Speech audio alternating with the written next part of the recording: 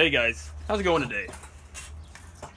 Today in this video, I want to talk about the sonic pulse in the exhaust and how it applies to Super Pro 81s and Pro Mac 850s. 800s, I believe, will also fall under this category as well.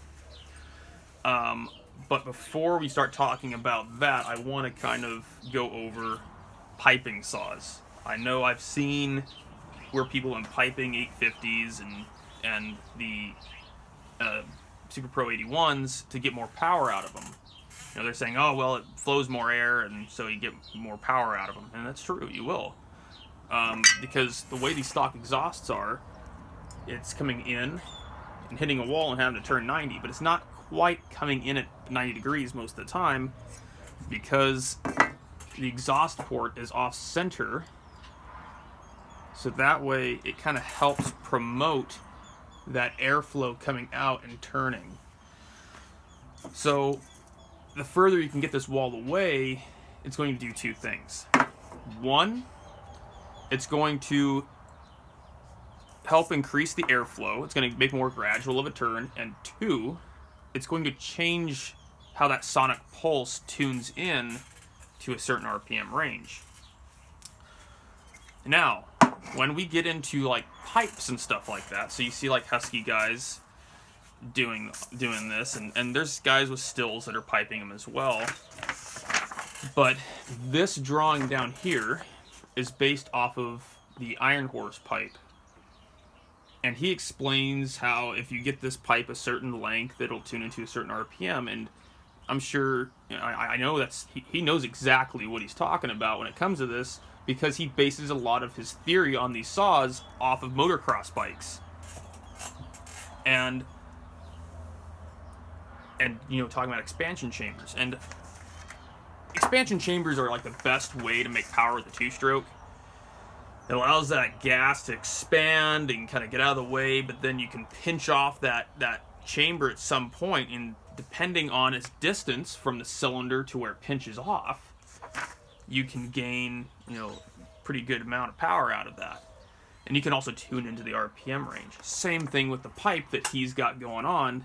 He's got this wall sitting here, and he's done it enough that he now knows the length of pipe that he needs for those Huskies. And when determining pipe length, you've got to determine it based on where this piston skirt is to where this wall is, because that's the distance that sonic pulse has to travel.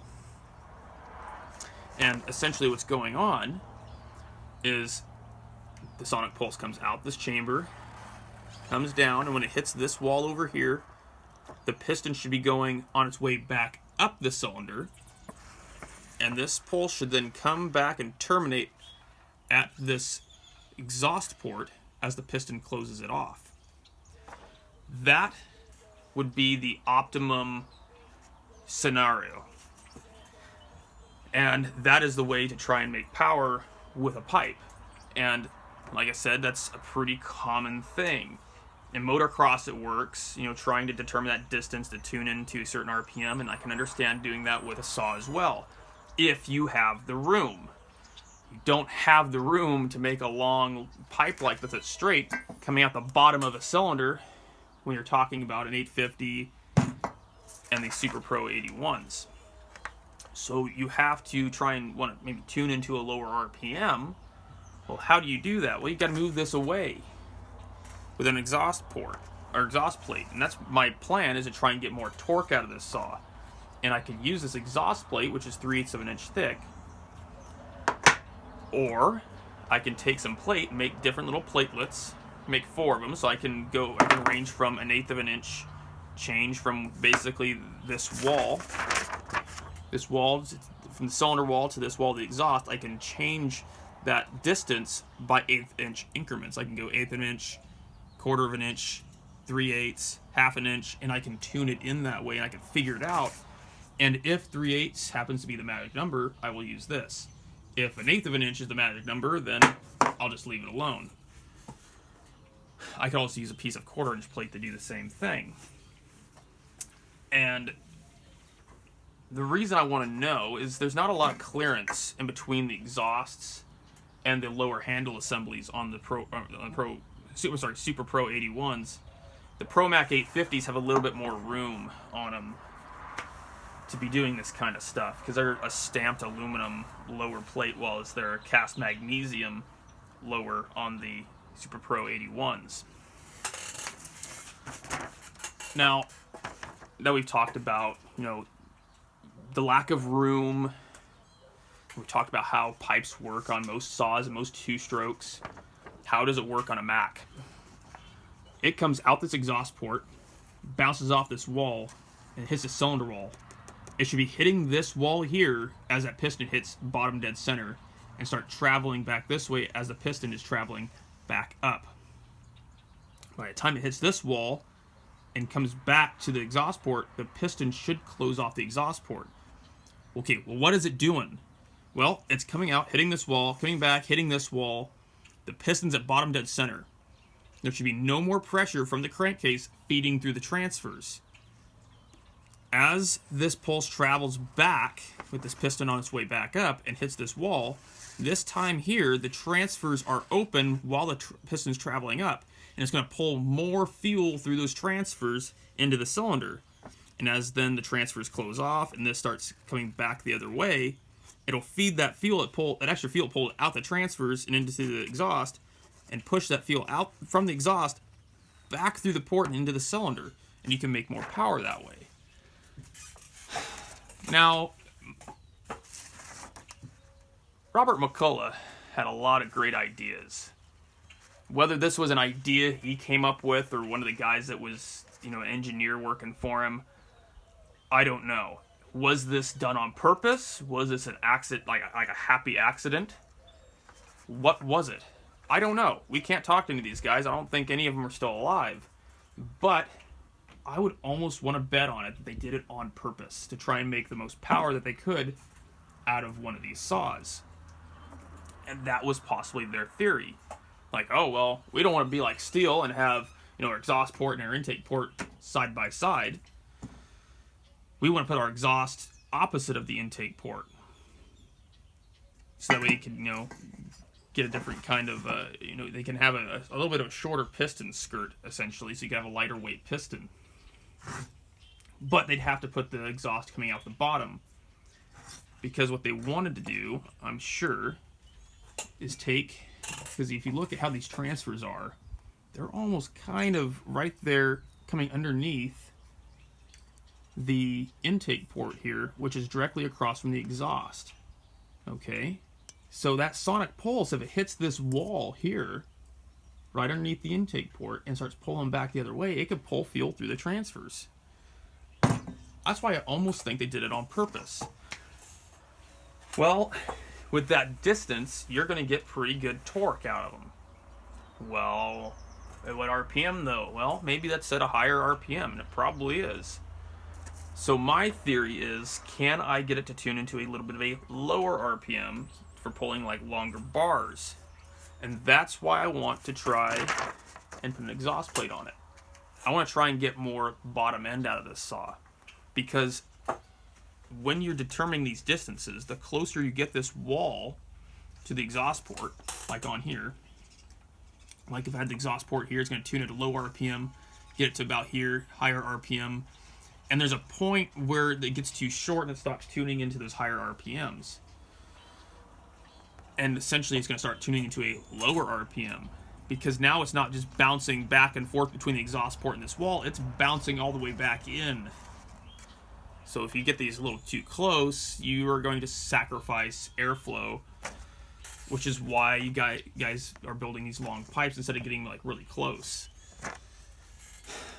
Well, the Macs are opposite. They have a really close exhaust wall, and so they're bouncing the sonic pulse back and forth. I almost guarantee you that they did this on purpose. The engineers and Robert Mcculloch had a pretty good understanding of how two-strokes worked. Robert Mcculloch was a hot rodder at heart. He built superchargers originally. Okay, I'm sure you've heard of Paxton superchargers. Well, that's basically his middle name. His middle name is Paxton. They used to be called Mcculloch superchargers, but when the saws started taking off and things like that, And I think somebody wanted to buy the supercharger patent, so he named the company Paxton instead, so they'd be two separate entities. And continued to mess with the two-strokes. So, this wall here, it's going to tune into a much higher RPM than here, because we're trying to get more torque out of it. So, by stacking this plate on like this, I can get into a much lower RPM because I'm increasing that distance than if I had it like this. Okay? And then another thing I'm doing with this plate, besides increasing that distance to try and tune into a lower RPM, is kind of the same thing the Cleveland guys are doing. They are adding exhaust plates to raise that roof on those 351 Clevelands to get more of a straight shot off the back of that valve and into the exhaust. Well, this is the same kind of concept. I'm giving a much more gradual turn. So that was my original reason, but the more I thought about it, I was like, you know what? I can also get the thing to tune to a much lower RPM as well.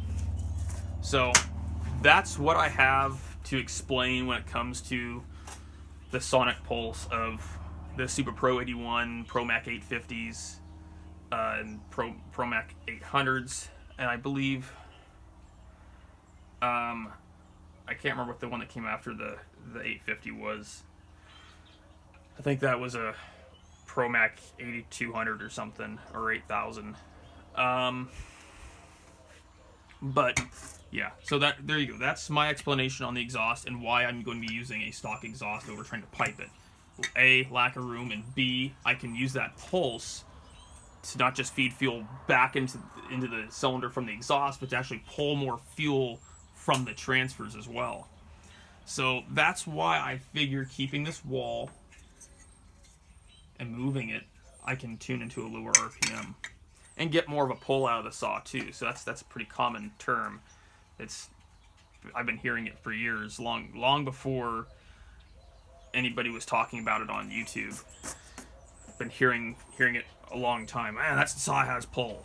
So that's what I want to try and get out of this. I've been experimenting with the sonic pulse idea for a while and using stock exhausts. My XL924 has got a plate in it, or a baffle, to try and bounce that sound wave from there back into the cylinder and kind of do the same thing. Pull more through the boost ports and pull more through the transfers as it's traveling back the other way. And I've even played around with it on a pull-in chainsaw as well. Several pull-ins I tried it on, and it worked. They started pulling a lot harder under load. So I know it works, and I just really want to try it on these Macs. So I think I'm going to be able to, definitely by moving this further away, get a lot more torque out of them. Because that's something I noticed with the pull-ins. You'd be dogging the thing in, and it would just fall on its face. You just, get it to where it's just right off four-stroking, and it would just pull, but you start dogging in a little bit more, and it would just fall on its face. Start messing around with how that sonic pulse in the exhaust starts affecting the way the saw runs. I was able to get it to tune it to lower RPM. And I could dog it in, and it would just pull hard. And we're talking like not old pull-ins, we're talking new ones. We're talking like a pull-in Pro that's like 50 cc's. I mean, it was pulling hard. I even did it with a Wild thing as well for a friend of mine. And I was able to tune that thing up, and he was really happy with it. He was shocked. He didn't expect me to do that much. He just wanted me to get it running for him. So I screwed around with the exhaust and the fueling on it and got it to pull a lot harder. And the way I mostly got it to pull hard was messing with that exhaust pulse. So it can be done. You don't have to have a big long pipe hanging out, the front of your saw. You can have a short pipe and maybe try and bounce it off the cylinder wall and pull more through the transfers. So that's all I have to say about that subject. By no means am I an expert on two-strokes. I just absolutely love two-stroke theory and trying to use different ways to make more power out of them. And this whole sonic pulse idea, like I said, has been used in two-strokes for years. it was applied to four-stroke engines, like by the engineers at Chrysler back in the 1960s. I think it was a 413 Max wedge. You see the really long runner cross rams where the runners lay over like this? Yeah, that was sonic tuning as well. There's a really good explanation on how those cross rams work by Uncle Tony, and how when the exhaust valve closes, there's a pulse that runs back up the runner, hits the plenum, starts turning around, and running back down the runner as that valve opens up again. Same kind of concept, except instead of pushing fuel, we're going to try and, pushing fuel down a runner, we're going to try and pull fuel out this way. So, like I said, that's the extent of my explanation. I hope you guys got something out of this. And that'll be it for today. See y'all later.